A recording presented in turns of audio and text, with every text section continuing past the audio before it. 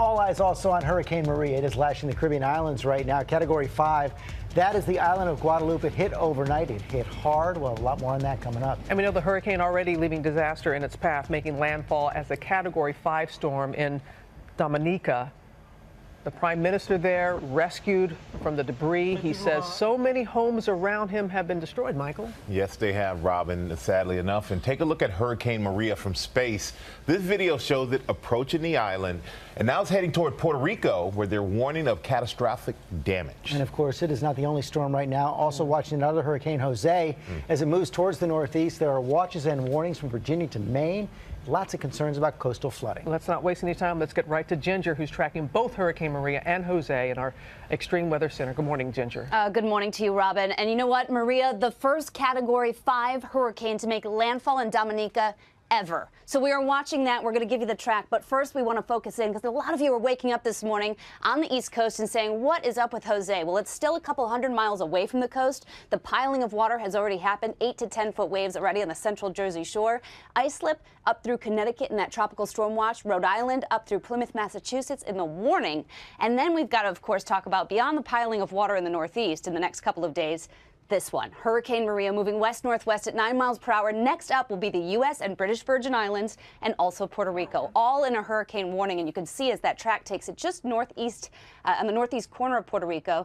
And that landfall would put it close to Fajardo. But remember, the cone is important. Impacts all the way there, even in the parts of the northeastern part of Dominican Republic. Then it turns into the Atlantic, east of the Turks, east of the Bahamas, and away from Florida and hopefully the Carolinas as we go into the weekend. We've got to, of course, go to Puerto Rico, though, because that's where Rob Marciano is, and it's been 2 decades almost since they've had a landfalling hurricane.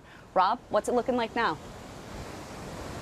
Well, the sun is out, Ginger. I mean, you wouldn't know that there's a major hurricane, Cat 5 now, south and east of us, other than the surf picking up just a little bit. But people are going about their day, having a morning swing, a morning jog. It really wasn't until yesterday afternoon we started seeing people boarding up. There's going to be a surge that slams into that area, so starting to make some preps. But there wasn't a huge lack of urgency yesterday. But some of the people I talked to today, the anxiety level is definitely rising, certainly after they've seen what this storm has done to the Leeward Islands overnight.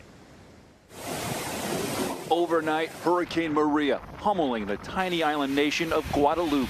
Winds up to 160 miles per hour and intense rains already causing flooding. Thrashing waters in the neighboring island of Martinique, leaving boats there bobbing violently in the seas. It's crazy. The cell towers are already down. There's no flashlights. There's no batteries. A lot of places are out of water. The island of Dominica totally destroyed after the storm made landfall there as a Category 5. The Prime Minister writing on Facebook, so far the winds have swept away the roofs of almost every person I've spoken to or otherwise made contact with. This is not a time for heroism. Maria now barreling towards Puerto Rico. People are nervous, scared? Ooh, definitely. Residents bracing for landfall. So you got to be prepared for at least a week and a half. The rationing of basic supplies like water, milk, and canned goods already beginning.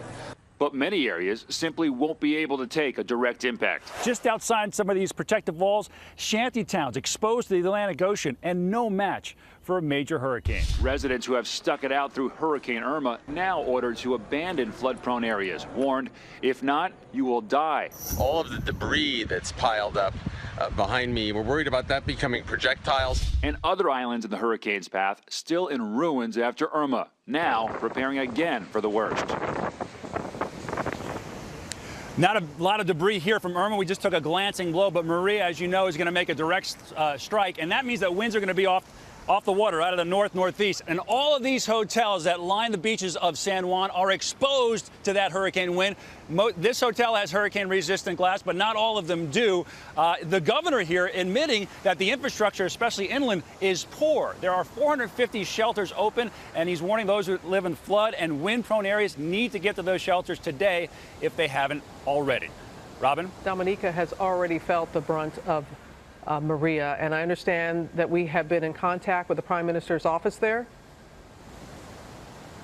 We have, Robin, and they relayed this harrowing story where the Prime Minister, when he talked to his citizens, when they told them about roofs being ripped off their homes, the roof off of his house has been ripped off. And now we've lost contact with him and his team, unable to reach them. And that certainly is an uneasy feeling whenever anybody falls off the grid, especially the prime minister of a country, Robin. Absolutely. All right, Rob, thank you. Boy, that is worrying.